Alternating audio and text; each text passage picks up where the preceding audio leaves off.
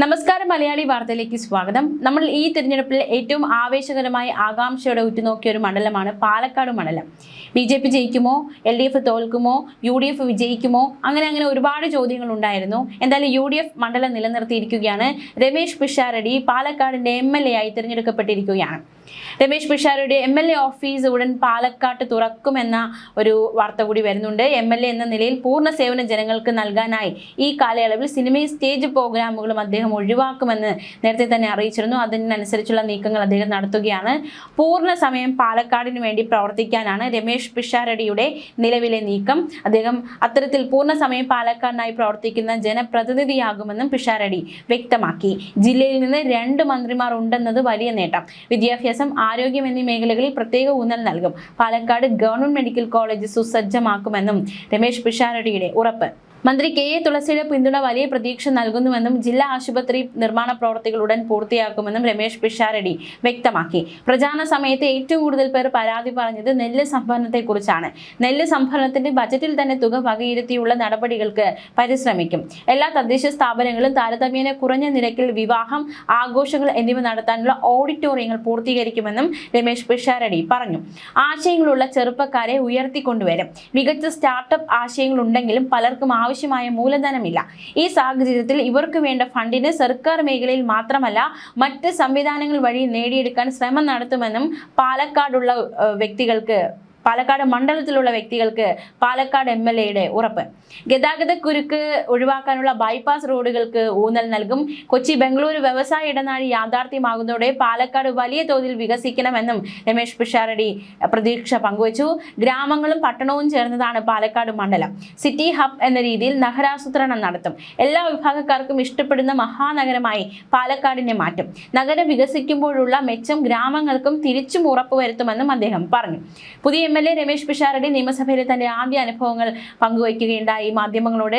നമുക്കറിയാം, അദ്ദേഹം ഇംഗ്ലീഷിലായിരുന്നു സത്യപ്രതിജ്ഞ നടത്തിയത്. ആദ്യമായിട്ട് കന്നിപ്രവേശനമാണ് നിയമസഭയിൽ. കാണുന്നതും കേൾക്കുന്നതിനും അപ്പുറം സഭയിൽ നർമ്മം കണ്ടെത്താനും അത് ആസ്വദിക്കാനും ശ്രമിച്ചതായി രമേശ് പിഷാരടി പറഞ്ഞു. രാഷ്ട്രീയ വിഷയങ്ങളെ അടിസ്ഥാനമാക്കിയുള്ള തന്റെ പഴയ പരിപാടികളിൽ നിന്നും കിട്ടിയ അനുഭവങ്ങൾ നിയമസഭയിലെ സംവാദങ്ങളിൽ ഉപയോഗപ്രദമായി കാണുന്നുവെന്നാണ് അദ്ദേഹം വ്യക്തമാക്കുന്നത്. നീളമുള്ള പ്രസംഗങ്ങൾ വിരസതയുണ്ടാക്കുമെന്ന ആശങ്ക തനിക്കുണ്ട്. സ്പീക്കറുടെ ഇടപെടലുകളും സ്വന്തം സ്റ്റേജ് പ്രോഗ്രാം അനുഭവങ്ങളും സമയബന്ധിതമായി സംസാരിക്കാൻ സഹായിക്കുന്നുണ്ട് എന്നും രമേശ് പിഷാരടി വ്യക്തമാക്കി. അൺപാർലമെന്ററി വാക്കുകൾ ഉപയോഗിക്കുന്നതിനേക്കാൾ നർമ്മം പറയുന്നയാൾക്കും കേൾക്കുന്നയാൾക്കും ഒരുപോലെ ആസ്വദിക്കാൻ കഴിയുന്നതാകണമെന്നായിരുന്നു രമേശ് പിഷാരടി പറയുന്നത്.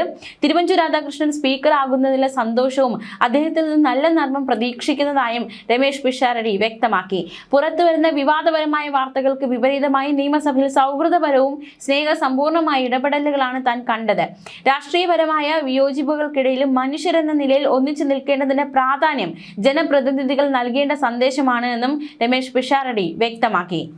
ഒട്ടും നർമ്മമില്ലെന്ന് മറ്റുള്ളവർ കരുതുന്ന സ്ഥലത്ത് നർമ്മം കണ്ടെത്താൻ ശ്രമിക്കുന്ന വ്യക്തിയാണ് താൻ. MLA എന്ന നിലയിൽ 2 ദിവസം നിയമസഭയിൽ ഇരുന്നപ്പോഴും കിട്ടി അങ്ങനത്തെ ചില സന്ദർഭങ്ങൾ. അവ സ്വയം ആസ്വദിക്കുന്നതല്ലാതെ ആരോട് താൻ പറയുന്നില്ല. തമാശ പറഞ്ഞതുകൊണ്ട് ഇപ്പോൾ വരുമാനമൊന്നുമില്ല. MLA ആയതോടെ അതെല്ലാം നിർത്തിയിരിക്കുകയാണ്. പണ്ട് ഞങ്ങൾ അവതരിപ്പിച്ചിരുന്ന തമാശ പരിപാടികളെല്ലാം രാഷ്ട്രീയമായിരുന്നു പ്രധാന വിഷയമെന്നും രമേശ് പിഷാരടി ഓർത്തെടുക്കുന്നു. നിയമസഭയിൽ നിന്ന് അങ്ങനെ പല തമാശകളും ഞങ്ങൾ എടുത്തിട്ടുണ്ട്. ഇനിയും അങ്ങനെ പലതും ശ്രദ്ധയിൽപ്പെടാൻ സാധ്യതയുണ്ട് എന്നും രമേശ് പിഷാരടി വ്യക്തമാക്കുകയാണ്. എന്തായാലും MLA ആയി സത്യപ്രതിജ്ഞ ചെയ്ത രമേശ് പിഷാരടി ഇംഗ്ലീഷിലായിരുന്നു സത്യവാചകം ചൊല്ലിയത്. ദൈവനാമത്തിലായിരുന്നു താരം സത്യപ്രതിജ്ഞ ചെയ്തത്. തുടർന്ന് സ്പീക്കറുടെ ഡയസിലെത്തി പ്രോം ടൈം സ്പീക്കർ G. സുധാകരന് ഹസ്തദാനം ചെയ്ത കാഴ്ചകളൊക്കെ മലയാളികൾ കണ്ടതാണ്. MLA എന്ന നിലയിൽ പൂർണ്ണ സേവനം ജനങ്ങൾക്ക് നൽകാനായി ഈ കാലയളവിൽ സിനിമയും സ്റ്റേജ് പ്രോഗ്രാമുകളും ഒഴിവാക്കാനാണ് തന്റെ തീരുമാനമെന്ന് അദ്ദേഹം വ്യക്തമാക്കിയിരുന്നു. പൂർണ്ണ സമയം പാലക്കാടിനായി പ്രവർത്തിക്കുന്ന ജനപ്രതിനിധിയാകുമെന്നും പിഷാരടി നേരത്തെ തന്നെ വ്യക്തമാക്കിയതാണ്. ജില്ലയിൽ നിന്ന് 2 മന്ത്രിമാർ ഉണ്ടെന്നത് വലിയ നേട്ടമാണ്. വിദ്യാഭ്യാസം, ആരോഗ്യം എന്നീ മേഖലകളിലാണ് പ്രത്യേക ഊന്നൽ നൽകുക എന്നും രമേശ് പിഷാരടി നേരത്തെ തന്നെ വ്യക്തമാക്കിയിട്ടുണ്ട്. എന്തായാലും നമുക്കറിയാവുന്നതുപോലെ തന്നെ അവതാരകൻ, സിനിമാ നടൻ, അതുപോലെ തന്നെ സംവിധായകൻ, കോമഡി താരം എന്നീ നിലകളിൽ കലാ സാംസ്കാരിക രംഗത്ത് സജീവ സാന്നിധ്യമായിരുന്നു രമേശ് പിഷാരടി. സലീം കുമാറിന്റെ കൊച്ചിൻ സ്റ്റാലിയൻസ് എന്ന മിമിക്രി ട്രൂപ്പിലൂടെയാണ് തന്റെ കരിയർ തുടങ്ങിയത്. പിന്നീട് ധർമ്മജൻ ബോൾഗാട്ടിക്കൊപ്പം ചേർന്ന് മലയാളികളെ പൊട്ടിച്ചിരിപ്പിക്കുകയായിരുന്നു പിഷാരടി. ചുരുങ്ങിയ കാലം കൊണ്ട് തന്നെ ടെലിവിഷൻ രംഗത്തെ ഒരു വലിയ സാന്നിധ്യമായി മാറാൻ പിഷാരടിക്ക് സാധിച്ചു. 2008 പോസിറ്റീവ് എന്ന ചിത്രത്തിലൂടെ സിനിമ അഭിനയത്തിൽ തുടക്കം കുറിച്ചു. പിന്നീട് പഞ്ചവർണ്ണ തത്ത, ഗാനഗന്ധർവൻ എന്നീ ചിത്രങ്ങളിൽ സംവിധായകനായി. പാലക്കാട് നടന്ന വാശിയേറിയ പോരാട്ടത്തിനൊടുവിൽ ഇപ്പോൾ ഇതാ പാലക്കാടിന്റെ MLA കൂടി ആയിരിക്കുകയാണ്. എന്തായാലും MLA എന്ന രീതിയിൽ എങ്ങനെയാണ് പിഷാരടിയുടെ പ്രവർത്തനം എന്നുകൂടി ഉറ്റുനോക്കുകയാണ് കേരള ജനത. വൻ ഭൂരിപക്ഷത്തോടെയാണ് പിഷാരടി ജയിച്ചത്. 12,422 വോട്ടുകളുടെ വ്യക്തമായ ഭൂരിപക്ഷം രമേശ് പിഷാരടിക്ക് സ്വന്തമാക്കാൻ സാധിച്ചു.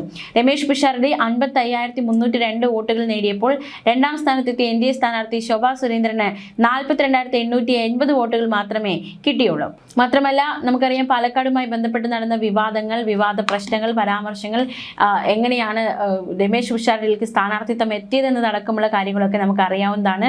പാലക്കാടിലെ സിറ്റിംഗ് MLA ആയിരുന്ന രാഹുൽ മാങ്കൂട്ടത്തിൽ MLA കേസിൽപ്പെടുകയും വിവാദങ്ങൾ അകപ്പെടുകയും പിന്നാലെ പാർട്ടി പുറത്താക്കുകയും ചെയ്ത സാഹചര്യത്തിലാണ് രാഹുൽ മാങ്കൂട്ടത്തിന് പകരക്കാരനായി, അല്ലെങ്കിൽ രാഹുൽ മാങ്കൂട്ടത്തിൻ്റെ നിലനിർത്തിയ അല്ലെങ്കിൽ വിജയിച്ച വിജയം പാലക്കാട് നിലനിർത്താൻ UDF കളത്തിലിറക്കിയത് രമേശ് പിഷാരടിയായിരുന്നു.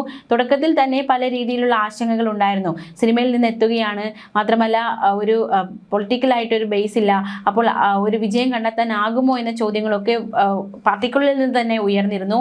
പക്ഷേ ആ ഒരു ആശങ്കയൊക്കെ അകറ്റി നിർത്തി രമേശ് പിഷാരടി വലിയ ഭൂരിപക്ഷത്തോടെ വിജയിച്ചപ്പോൾ നിയമസഭയിൽ എത്തിയിരിക്കുകയാണ്. ഇനി അദ്ദേഹത്തിന്റെ പ്രവർത്തനങ്ങൾ എങ്ങനെയാണെന്ന് കാണാൻ ആകാംക്ഷയോടെ കാത്തിരിക്കുകയാണ്. പ്രത്യേകിച്ച് മുൻ പാലക്കാട് MLA രാഹുൽ മാങ്കൂട്ടത്തിൽ രമേശ് പിഷാരടിയോട് ഈ പ്രചാരണ സമയത്ത് ആവശ്യപ്പെട്ട ഒരേ ഒരു കാര്യം, അദ്ദേഹം അതായത് രാഹുൽ മാങ്കൂട്ടത്തിൽ MLA എന്ന രീതിയിൽ ആരംഭിച്ചൊരു പരിപാടിയുണ്ട്, സ്മൈൽ ഭവന പദ്ധതി. അതായത് പാലക്കാട്ടിൽ വീടില്ലാത്തവർക്ക് വീടെന്ന സ്വപ്നം യാഥാർത്ഥ്യമാക്കുന്ന ഒരു പദ്ധതിയാണ്. ആ പദ്ധതി മുന്നോട്ട് കൊണ്ടുപോകണം എന്നൊരു ആവശ്യം രാഹുൽ മാങ്കൂട്ടത്തിൽ രമേശ് പിഷാരടിയോട് പങ്കുവച്ചിരുന്നു. അത് ഉറപ്പായിട്ട് മുന്നോട്ട് കൊണ്ടുപോകുമെന്ന് രമേശ് പിഷാരടി ഉറപ്പ് നൽകിയതാണ്. എന്നാൽ ആ പദ്ധതിയുമായി ബന്ധപ്പെട്ടുള്ള മുന്നോട്ട് പോക്ക് എന്തൊക്കെയാണ് എന്നതടക്കമുള്ള കാര്യങ്ങളൊക്കെ അറിയേണ്ടതായിട്ടുണ്ട്. പ്രചാരണ സമയത്ത് പാലക്കാട് നിന്നും ഒരു MLA UDF MLA ഉണ്ടാകുമെന്ന് ഷാഫി പറമ്പിൽ അടക്കമുള്ളവരൊക്കെ ഉറപ്പ് നൽകിയതാണ്. എന്തായാലും രമേശ് പിഷാരടി എന്ന MLA യിലേക്ക് ഉറ്റുനോക്കുകയാണ് കേരളം. ന്യൂസ് ഡെസ്ക് മലയാളി വാർത്ത.